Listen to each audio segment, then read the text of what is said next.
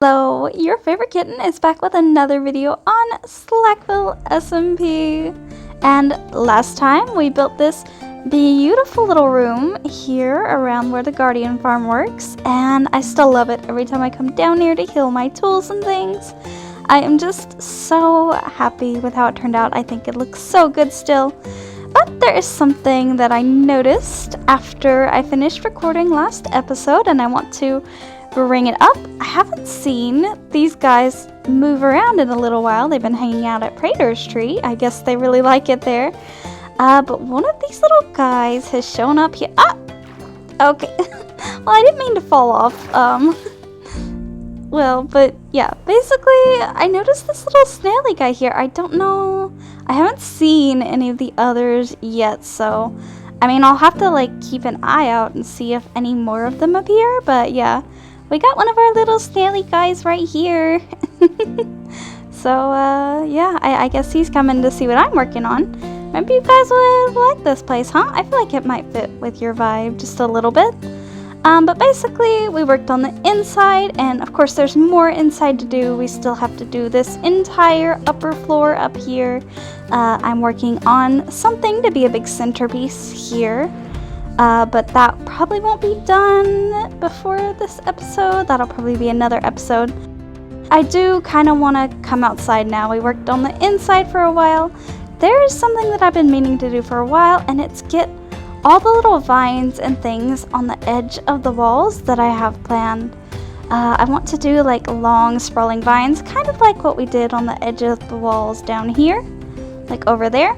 But on obviously a much larger scale, and also include like some little flowers and things I think would be cute. And that was something that I had planned originally. When we had this design in mind, I was thinking about what am I going to do around the monument, and that's why I went with the colored glass that I did. Is I decided that the colors and things that I had planned would look the best up against that kind of glass. So yeah, we're going to make this place look really green. That's going to be a lot of moss, that's going to be a lot of leaves, that's going to be a lot of things, so that is probably going to take a while to do.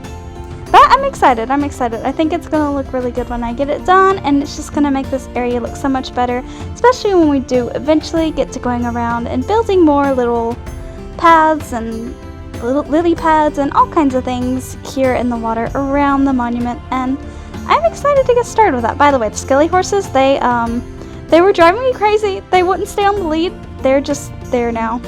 I don't know. That's their new home now, I guess, temporarily. Eventually we'll build something for them.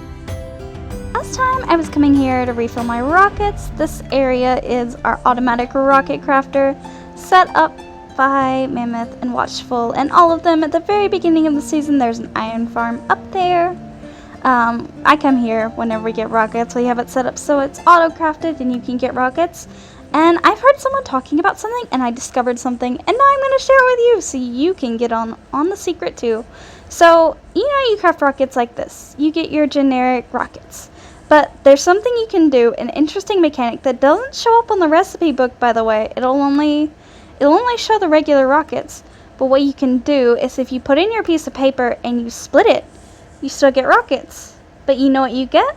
Flight duration 2 rockets. And if you split it again, not like that, do it better than I did. If you split it again, then you get flight duration 3 rockets. So that's why I'm now using dangerous rockets, because there are a lot of places in this little group area. It takes a while to fly from place to place. So I've been crafting some dangerous rockets so that I can move around a little bit faster. And I've been naming them because, trust me, it's very easy, especially with how reckless I fly, to forget that I'm using those and instead of, the regular ones, which are less likely to kill me on accident. So I renamed them, and all the ones that I make will be renamed. But anyways, that's a really neat feature that, I thought I would share with you guys, because I didn't know about it, but now I do. I know about it now, and yeah, Kitten is flying dangerous. Why am I telling you this? Because, well, I got sidetracked. I've gotten sidetracked because of this. That's right, the Chaos Cubed update has now come out officially to Minecraft, and I was just so eager to find the new sulfur caves and get the new stuff. And I convinced Mammoth to come with me, and we were able to find the new caves and dig up a bunch of the blocks together. You were really far away. It was a very long flight to get here. That's the thing when you have a server that's going on for a while. When you get new updates, it takes a while to find some new chunks to get the new stuff. But let me show you the sulfur caves because they are amazing. This spawn was basically where you could see it from the surface and you can just fly right in. You know, I wasn't sure about the colors just seeing them on the videos and the Minecraft Live, but seeing them in person, they are really nice. The blocks are really lovely and really plentiful, and that's right, y'all, there's a mine shaft here, a mine shaft in the sulfur caves, and if you didn't know, you can find the new music disc in a mine shaft that is specifically in the sulfur caves. So that was really handy to find. I was able to get 2 of them, so that was pretty awesome. And then, well, it turns out that I decided to go do this the night before stream weekend, which is a thing that all of the lovely streamers who are part of the Slackville community and who play on the server will sign up to do stream weekend. I unfortunately didn't get to participate this time, but I will in future ones, I'm sure. But yeah, it was the night before that, and I was like, you know what? While we're here, we're gonna get a bunch of blocks. We're gonna get some blocks, obviously, to try out for ourselves. Why don't I just get some extras? We could set up a beacon, because we found that they're insta-mine with beacon power, with haste, which is awesome, by the way. This stuff is really plentiful. Don't worry. If you want it, just go to a sulfur cave, mine it. There's so much. There's just so much. If you don't mind mining, there's so much to get. But yeah, I decided to put up a little pop-up shop so that people would be able to come and shop and get a hold of all the new things without having to go searching the world really far away, 10,000 blocks away, to find the new caves. And yeah, let's just say it was a pretty big success. Oh my gosh, I love it. I kid you not, these geysers are just so fun. Oh man, missed it. It's so hard to catch them. Right, you have to catch them right at the right time. But yeah, literally, I got up in the morning. I did this really late at night. I just put this together really quick with the new blocks. I don't know, I didn't have time to experiment. It's just a little pop-up shop. I had 36 diamonds. These, of course, are my share. And then I haven't checked it again, so let's see. Alright, we've got a few more sulfur sales. Oh, actually, I need to keep track of the amounts, don't I? So let's be careful of that. Ooh, a bunch here. Let me put, it's fine. Don't worry, I'm not gonna leave them there. That's fine. Yep, so these more cinnabar. We've sold a lot of things. More sulfur cubes. Okay, nice. And a few sulfur spikes. That's lovely. Let's go ahead and restock some of these things. Look, these things, it's hard to get a bunch of the spikes. You can grow them. They grow like dripstone, I believe. At least in my testing so far, that seems to be the case. So let me get this little shop restocked. And you know what? It's fine. I'll separate those out and give Mammoth his share. There's an ender chest right there. I could have put them in the ender chest. I didn't.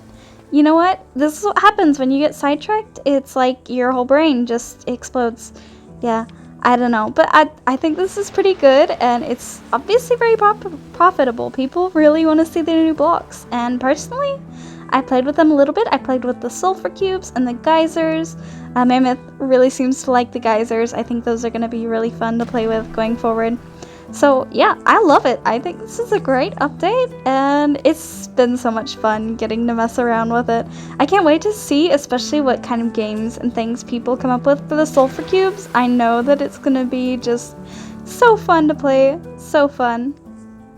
Now, with that out of the way, I really wanted to show that off because the new update's fun, and I wanted to show off a little bit of my experience of it. But I can't keep getting distracted. I need to focus on this project because I need to work on it. I need to get more progress made, more of the build done. Need to get it done, y'all. I mean, server's not going to stay open forever. It's been open, has it been a year now? I think, from what I recall people saying, I think maybe it's been a year, which means I think I really want to, like, get on this project, get it finished, and then whatever time I have left at the end of the season, definitely I'm going to want to just have fun and do little details and finish up any little projects that I started that I maybe haven't finished yet. Plus I just love this place so much, and I want to see it done because I've got this vision in my head. And look, I'm rambling on, I know, but I got a vision in my head of what it's going to be like, and I want to see it done. It's good. It's going to be good. I think it's going to be good, and I want to get to it. All right, I'll stop talking now and actually start placing blocks. That would be the thing to do, right?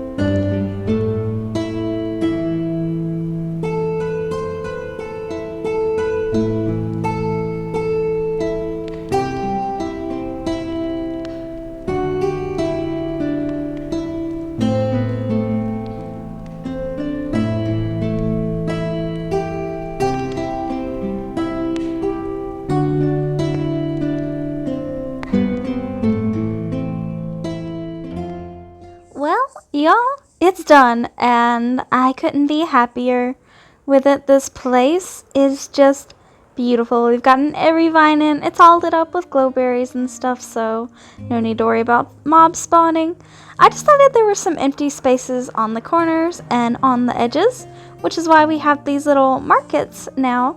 These little fairy markets I thought were really cute, and they have a little bit of stone, some different colors, and it kind of breaks up the rest of the vines because there are a lot. There are a lot of vines with all the pretty flowers. Now each flower is made with a block of concrete, 4 glass blocks on the edge of it, and then a trapdoor of the corresponding color in the middle. And then I did these little corners, which I imagine these are kind of like little oopsies, little like fairy watch places, outposts. I don't know, I figure, maybe there are like some guard fairies that are making sure this area is safe and that there are no scary monsters or anything. And so they'll sit here and they'll watch over everything. So that's my idea between those, and there are one of those on each corner. That market in the back is the biggest, and I've combined all the colors. These ones have mostly the pinks and the purple and the mangrove wood, and then this one kind of sticks to more of the prismarine vibe. I don't know, I just wanted to do it a little different for all of them, give them a little bit of variety. These were here in front, the first ones that I did, and I think they might still be my favorite, but every single one of these vines is different. Some of them end up kind of similar, but I didn't plan any of these, none of these. I didn't have pictures of these, I just came up with the design as I was going. And so they all have varying designs. They're all a little bit wild. Some of them a little wilder than others. Different shapes and things. But it was so fun. This is, I think, maybe one of the most fun things that I've done, I think, this whole season. And I love it. And yeah, I really think it's turned out just so good. Oh my gosh, I hope you guys like it too. This was one of the things that I had planned originally when I planned this whole build and that I was going to do the monument. I knew I didn't want the walls to be plain. I knew I wanted something on the walls, and I thought vines, specifically flowery vines. I can't remember. There was a picture that I saw when I was looking for inspiration for what to do with this monument. And if I remember to put it in, I'll put it up on the screen now. But yeah, this is my own interpretation of that idea, and yeah, really, really happy with it. And I hope you guys like it too, because it's awesome. And hey, try something like this. It's all just moss and azalea leaves, and then I thickened it up a little bit in places to give it some depth, and then the flowers are put on. That's pretty much it. I keep getting distracted with many things while I've been working on this. And this bee farm is one of them. Me and Mammoth wanted to move the bee farm that was in the other monument. It wasn't working right because apparently they need to be in a certain direction to limit the amount of honey and things that gets knocked out of the farm and, you know, in places where it can't be collected. But now it's down here and we've got our shulker loader set up and it's getting all the things. It's auto-crafting the honey. That's what this whole complicated bit is. Yeah, so I just slotted this in down here next to the Guardian Farm redstone. Still gotta decorate this whole place, and I don't know what I'm going to do, but I'll figure it out. Today I'm adding Rodsnash to our appreciation garden. I remember he was one of the first to win a house here.